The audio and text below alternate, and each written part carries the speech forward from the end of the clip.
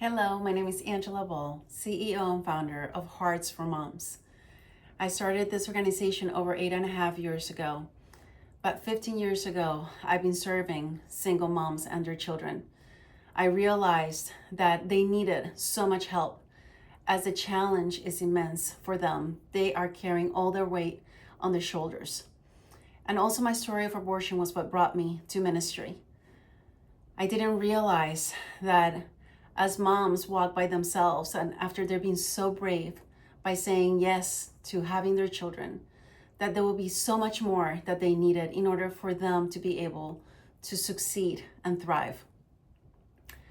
So this is the reason why we decided to have a whole wraparound service.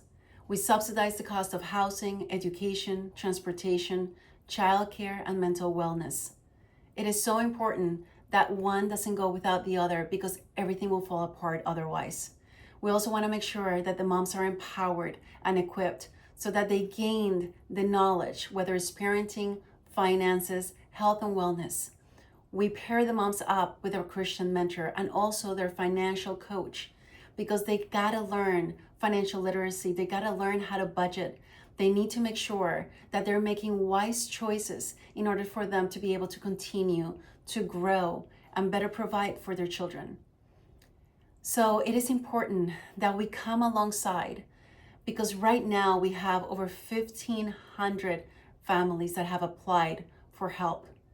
With the cost of housing and the high cost of living, single moms are being hurt by it. So many moms are being evicted and homeless. Actually, a couple of weeks ago, right before Christmas, we had a family that was living in their car for a couple of months, her and her 3-year-old daughter. Melanie just kept praying. And what she promised her daughter was that when 2026 will come, she promised her that their circumstances will change.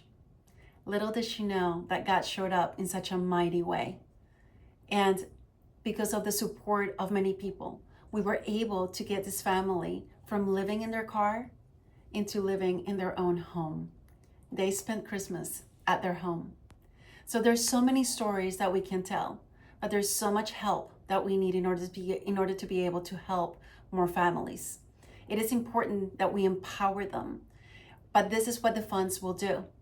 It will help with all of the subsidies in order to stabilize the family and keep the family together and avoid eviction and possibly homelessness.